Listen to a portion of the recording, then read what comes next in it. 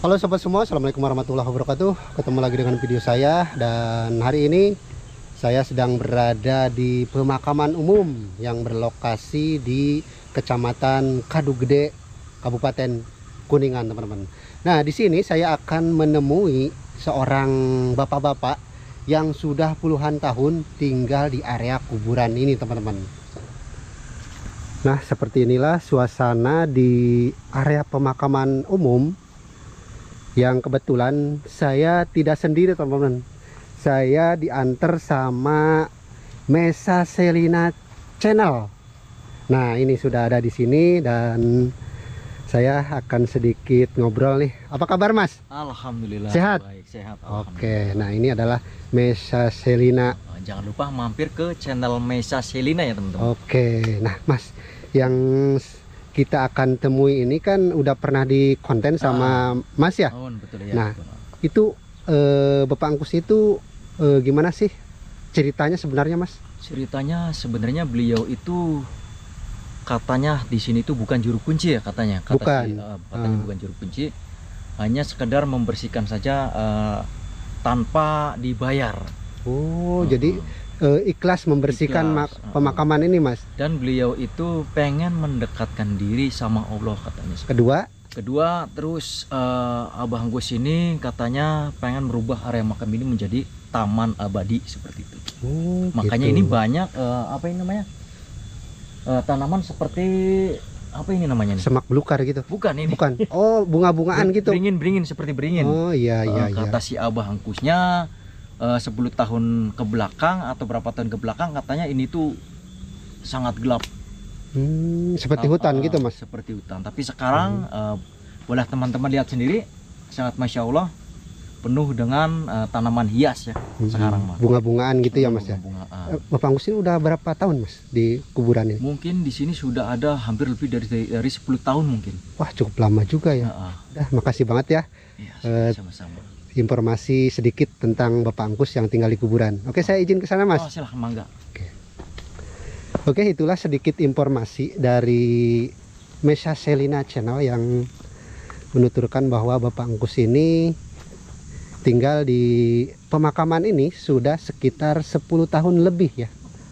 Dan Bapak Angkus ini sebenarnya tinggal di area pemakaman ini hanya untuk membersihkan area makam. Tapi dia bukan juru kuncinya ya, dan dia juga tidak mau dibayar, alias ikhlas membersihkan area makam ini biar tidak terlihat seperti hutan belantara ya. Dan juga Bapak Angkus ini informasinya katanya ingin lebih mendekatkan diri kepada Sang Pencipta ya, tinggal di area makam ini ya. Oke, dan di sini ada makam baru ya. Oke, saya doakan semoga para almarhumah yang ada di pemakaman ini diampuni dosa-dosanya, dijauhkan dari siksa kubur, dan ditempatkan di tempat yang terbaik ya, amin ya rabbal alamin. Oke, kita langsung saja menuju ke saungnya yang ini ya. Dan di sini ada pisang emas tuh. Oke, kita langsung saja. Dan di sini juga ada misi, Pak. Lagi membersihkan area makamnya.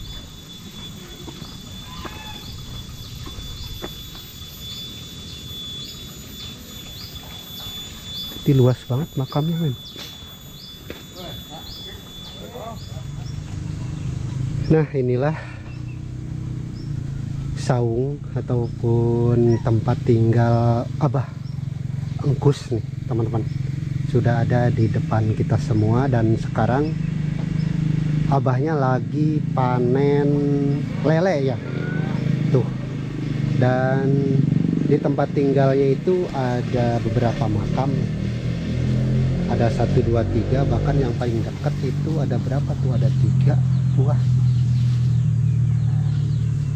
Nah, kita akan coba ngobrol nanti bersama Abah Engkus ini. Nah, menuju ke tempat tinggal ini ada makam nih. Makamnya kayak gini ya misalnya. Assalamualaikum. Ini lagi panen apa? Iya, nah. Kuras. Kuras. Ikannya ikan apa nih ya? Lele. Lele. Oke, saya mau ke bangkus ada ya? Si Bah. Assalamualaikum. Oke, Abah. Sehat, Bah? Alhamdulillah. Alhamdulillah. Saya calik. Bah, Abah sudah berapa tahun sih tinggal di tengah-tengah kuburan ini, Bah? Di sini sampai saat ini ada di 64 kliwon. 64 kliwon, Bah. Iya. Nah, Abah, kenapa sih alasannya tinggal di tengah-tengah kuburan ini, Bah? Alasan Abah? Abah sebetulnya bukan keinginan Abah sendiri. Kalau keinginan Abah sih nggak mau dong hidup di tengah kuburan seperti ini. Iya. Maunya Abah sih pengen di kota. Pengen di kota kumpul Di kota- keluarga ya, Bah? Di kota yang ramai, penuh dengan hiburan, penuh dengan makanan yang enak kan gitu. Itu. Betul, Bah, betul. Terus keluarga ngumpul Iya, ya, Bah? Iya, kalau dengan keluarga kumpul pula kan gitu. Iya. Ternyata hidup ini bukan pilihan, bukan pilihan Iya. Abah. Oh, Ternyata hidup ini pilihan Allah Subhanahu wa Ta'ala. oh gitu. Abah dipilih harus hidup di sini, ya udah, Abah nikmatin aja. Gitu loh. Jadi ini pilihan yang Maha Pencipta, Iya dong. bukan pilihan Abah pengen tinggal di Bukan. sini. Abah nggak mau dong kalau Abah disuruh milih. Abah nggak mau banget hidup di sini. Ngapain kok hidup di tempat seperti ini? Iya. Maunya pengen di kota-kota yang mewah kan, tuan, gitu kan? Iya, Di kota-kota yang ramai sehingga kita bisa banyak hiburan kan gitu. Tapi ternyata hidup ini bukan pilihan kita. Semuanya itu adalah pilihan Allah Subhanahu wa Ta'ala. Iya. Makanya Abah pun manut dengan pilihan Allah Subhanahu wa Ta'ala itu gitu. Itu alasan pertama mungkin ya, Bah ya? Ada nggak, Bah, alasan lainnya gitu selain alasan tadi? Ada. Ada. Abah kan turun dari gunung sana ya, dari Gunung Sayana, Iya. turun dari Gunung Sayana di area Syekh Mansur Suryonegoro Iya. di Gunung Sayana itu ya. Kemudian kok Abah ini mendapat petunjuk bahwa Abah harus mudun gitu ya. Mudun itu turun. Turun ya, Bah. Turun di area tangkal atau pohon daripada pohon asem ini gitu. Abah pun sudah lama banget udah ngeh bahwa ada pohon apa? Pohon asem ini. Iya. Ya. Pohon asem yang mana kan gitu. Yang kamu dulu ketika kamu tanam gitu ya. Ternyata ini pun pohon asem punya sejarah. Pohon asem ini adalah tanaman Abah sendiri ketika waktu itu di Abah kelas SD 2 kalau nggak salah. Kelas 2 SD ya, Bah? Kelas 2 SD ya, betul. Jadi asam ini yang nanam Abah sendiri? Abah sendiri gitu ya. Waktu kelas 2 SD? Waktu kelas SD zaman dulu kan Iya. gitu. Sehingga sekarang pun ketemu lagi kok udah gede gitu ya asamnya, alhamdulillah gitu kan. Mudah-mudahan bisa asam tersebut memberi manfaat bagi makhluk Allah yang lainnya gitu. Iya. Dan lagi pula Abah pun di sini harus bisa bermanfaat bagi makhluk Allah yang lainnya. Contohnya, Bah? Contohnya diantaranya Abah di sini alhamdulillah memberi manfaat bagi makhluk yang lainnya adalah Abah bersih-bersih makam di sini, area ini dengan luas sekitar 2,5 hektar. Alhamdulillah bisa ditangani. Oh, ini pemakaman luasnya 2,5 hektar, Bah? Betul. Waduh, luas banget ya, Bah? 2,5 hektar. Jadi ini ada tiga wilayah ya. 3 wilayah. Antara Bojong ya, Bojong Desa Ciketak, kemudian Kabude, Desa Kabude, dan Desa Babatan. Jadi ini yang 2,5 hektar ini ada di tiga desa, 3 wilayah ya, Bah? Iya, itu seperti itu. Kemudian alhamdulillah di sini dengan teman-teman yang lama pun ketemunya di sini ternyata di pemakaman ini. Di pemakaman ini. Iya, teman-teman lama gitu ya. Iya. Teman waktu ketika lagi kecil gitu ya. Iya. Ternyata ketemunya di pemakaman ini gitu. Habis Oke, Abah kan mohon maaf ya, Bah. Seperti pakai pakaian hijab gitu, Bah. Itu ada maknanya enggak, Bah? Pakai hijab seperti itu, Bah. Ini yang Abah pakai sekarang. Yang seperti ini. Iya. Yang sudah robek ini. Itu ada maknanya enggak, Bah? Ya ada banyak sekali manfaat di sini ya. Diambil dari segi manfaatnya. Nggak kepanasan lah kan gitu. Kemudian nggak keanginan. Di dalam rumah juga masih pakai, Bah? Pakai. Itu sehari-hari pakai itu atau hanya pas kegiatan aja, Bah? Seharian. Seharian pakai itu. Habis lagi sukanya seperti itu dari dulu ya. Apa ada ininya, Bah? Semacam harus pakai ini gitu. Dari ada semacam apa ya? Petunjuknya gitu. Petunjuk gitu.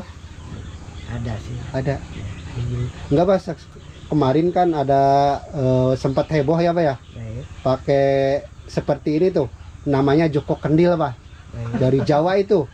Nah, pakai seperti ini sorban gini, Bah, sehari-harinya itu. Ya.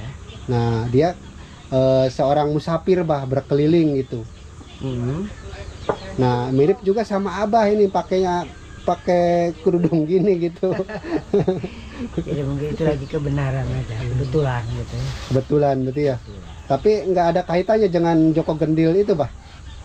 Kayaknya kalau disambungkan kayaknya gitu ya.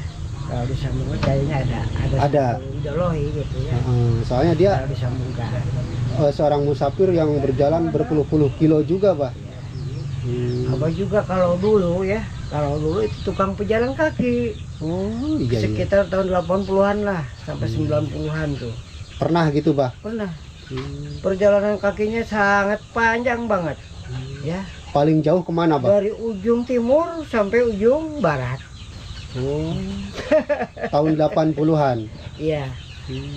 Abah perjalanan kaki Pepe pulang pergi gitu 3 tahun.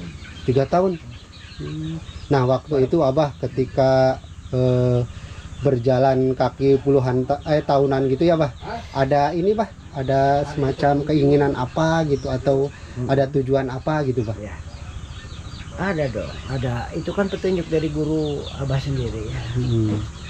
Kamu kalau kepengen sesuatu, kamu harus berjuang. Gitu. Berjuang penuh dengan pengorbanan. Maka dari itu Abah siap. Diperintah sama guru siap aja. Tidak ada kata bahasa membantah. Semuanya selalu siap. Ternyata Abah disuruh jalan dari Banyuwangi ke Banten Serang. Waduh, dari ujung ke ujung dong, Bah. Ya. Selama Dari sana 1,5 tahun, balik lagi 1,5 tahun lagi. jadi totalnya 3 tahun. Ya. Perjalanannya nggak lurus, belok kanan kiri, kayak seperti ular. Iya. Kalau ketika kita ada di kota, hidup di kota, mendingan ada makanan ya. Kalau ketika lagi masuk ke hutan, nggak ada makanan loh. Makanannya itu daun-daunan, ya, daun-daunan, buah-buahan yang ada di hutan. Waktu itu sendiri apa ada temannya, Bah? Waktu dulu itu ada orang 5. Ada berlima berarti ya, Bah? 5 ya. Tapi semuanya tumbang. Oh, yang 4. Ya. Berarti tinggal Abah sendiri yang masih melanjutkan. Semuanya tumbang, Iya. nggak kuat dengan itu, tidak tahan daripada godaan-godaan yang ada. Nah, Bah, setelah lulus nih, berjalan selama 3 tahun ya tadi ya. Baik. Setelah lulus emang dapatnya apa gitu bah, yang didapatkan ilmu apa atau dapatnya asihan apa gitu bah? Jadi Abah intinya ya, dengan perjalanan sejauh itu Abah kalau zaman muda gitu ya pengen segala mau dong ya. Tapi ketika kita sudah selesai daripada perjalanan itu, ternyata semuanya itu tidak ada apa-apanya. Hanya satu yang Abah inginkan adalah keselamatan dunia dan akhirat. Cuman itu aja. Memang ketika itu, ketika belum sampai ke sebelum selesai perjalanan itu maunya segala macam. Dan cobaan pun bertubi-tubi, bermacam-macam. Di antaranya Abah kan kadang seperti pengemis, kadang diuji sama Allah Subhanahu wa taala, itu perut ini pedas perih, pengen makan gitu kan, sementara kan perbekalan nggak ada. Aduh, bagaimana ini kok aku perut ini kok pedas perih, pengen makan, sementara makanan kan nggak ada gitu. Nah kemudian Abah coba minta ke seseorang yang lewat. Ini kejadiannya di Purwokerto kalau nggak salah, di kota, pas di perjalanan di kota. Kemudian Abah aku harus minta sesuatu nih pada orang lewat jam 1 itu kalau nggak salah. Harus minta sesuatu dari ke bocah itu.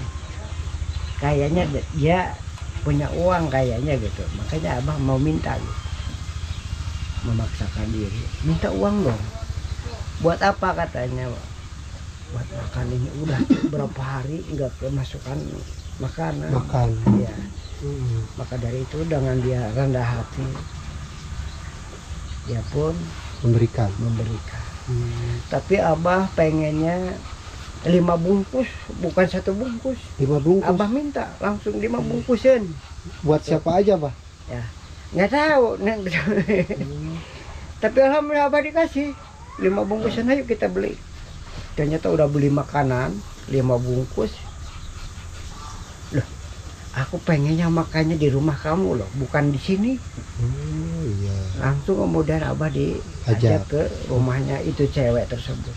Oh, perempuan bah? Perempuan ya. Iya. Nah setelah itu kemudian ternyata di rumah itu ada orang 4 di dalam rumah itu. Di dalam rumah.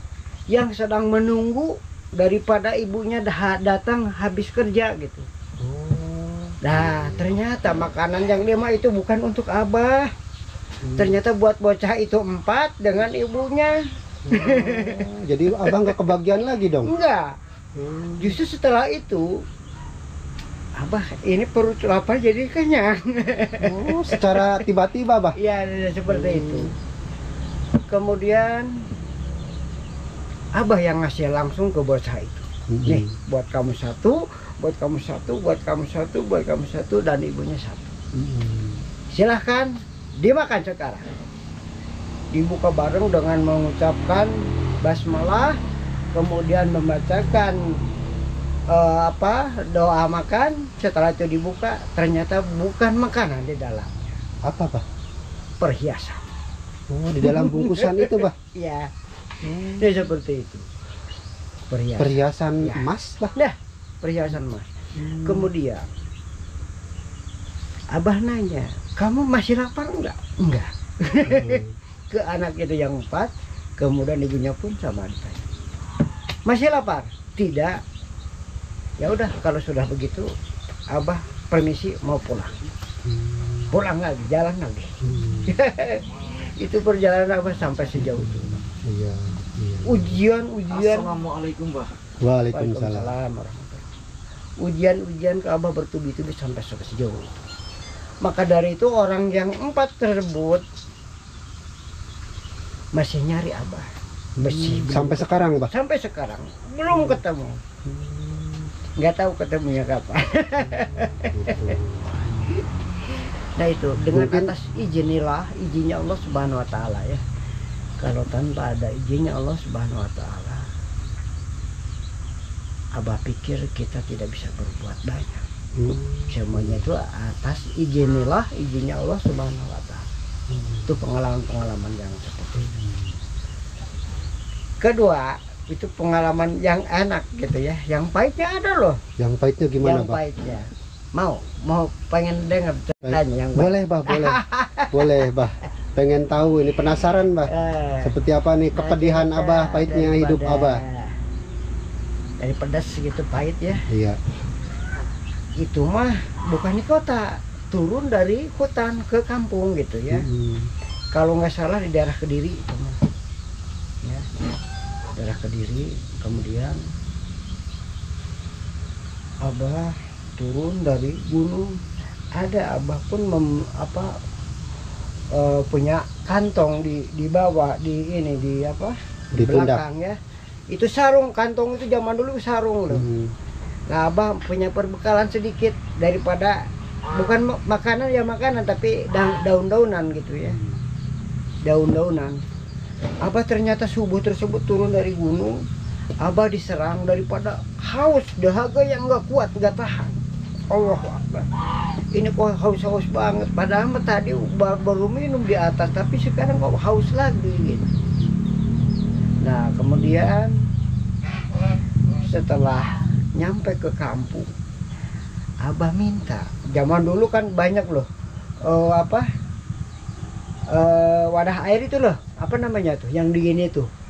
Bukan dirigen, bukan. Dari bambu. Bukan, dari tanah. Dari kendi, Bah. Kendi. Nah, kendi, itu iya. kendi. Kan kalau di Wetan tuh banyak sekali kendi-kendi di halaman rumah itu, di masing-masing halaman rumah tuh banyak kendi untuk menyiapkan sarana untuk orang-orang yang dahaga atau haus gitu ya. Buat sarana minum yang buat tamu ya, Bah. Gitu, yang lewat gitu ya. Nah, kemudian setelah itu Abah lewat, Abah ngambil kendi di halaman orang gitu ya. Orang rumahnya mewah. Ya. Rumahnya mewah. Tapi ternyata diangkat itu kendinya nggak ada airnya. Kosong, Bah. Kosong. Kemudian Abah ketuk-ketuk pintu daripada kan pintu rumah itu ya. Kemudian dia pun keluar. Ada apa gitu? Bentak sambil ngebentak Abah. Abah kan potongannya kan kayak seperti pengemis kan gitu. Iya. Kemudian, kotor ya, Bah ya. Ya. Kemudian setelah itu, aduh, minta tolong, saya kehausan banget, ini nggak kuat, bibir pun sampai pecah-pecah. Ya Allah, nggak ada katanya, kata orang tersebut. Iya, sambil marah pergi. gitu, Bah. Apa diusir kan? Ini orang kok galak banget gitu. Masa dikasih minta air aja kok nggak dikasih gitu. Subhanallah, ya Allah, ampunilah ya Allah dosa hambamu ini ya Allah, dan ampunilah ya Allah dosa-dosa orang itu ya Allah. Bahagiakanlah ya Allah orang-orang itu ya. Abah keluar, habis Abah kan lucir kan, Abah keluar daripada pintu pagar dengan atas izinnya Allah Subhanahu wa Ta'ala. Itu rumah itu runtuh loh. Subhanallah. Runtuh kayak seperti dibikin dari tepung. Setelah Abah keluar dari rumah itu, iya, di dalam itu ada orang 6 lah. Makanya datang pada jerit-jerit gitu ya. Menjerit gitu. Habis rumahnya runtuh.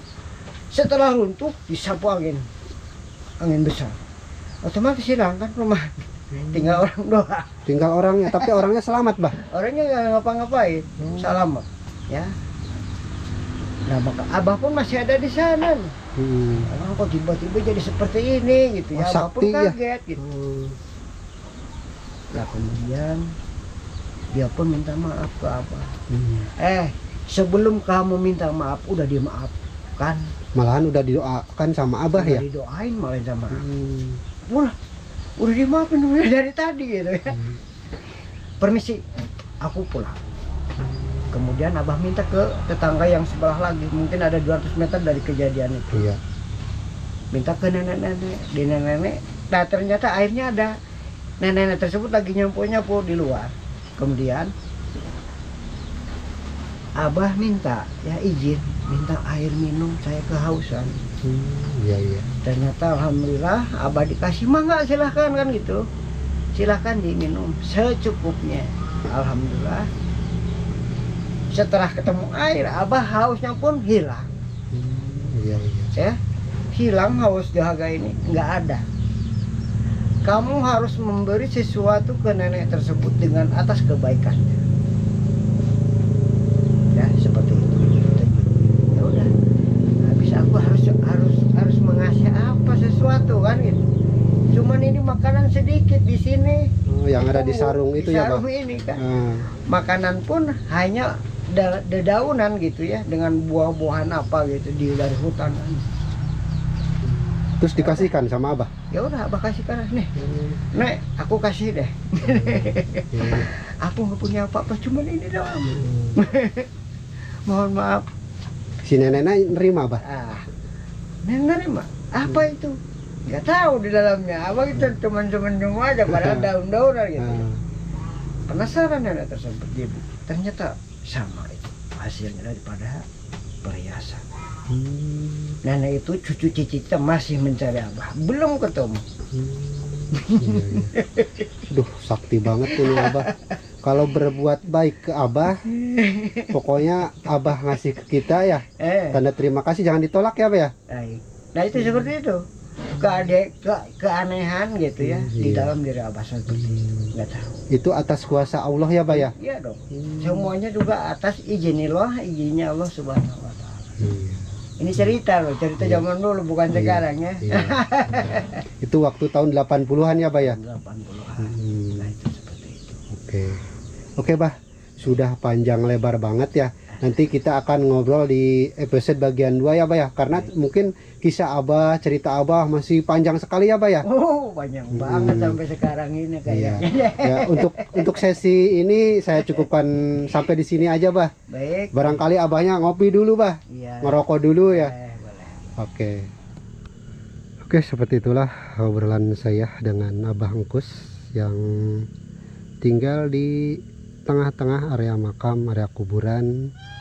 Dan Abah Engkus bilang sudah sekitar 64 Jumat Kliwon ya tinggal di area pemakaman ini. Dan tadi kita sudah dengarkan mulai dari pengalaman sehari-hari, kegiatan sehari dari Abah Engkus itu sendiri ya. Oke teman-teman, sekian saja videonya. Terima kasih banget sudah nonton. Kita jumpa di video berikutnya. Wassalamualaikum warahmatullahi wabarakatuh.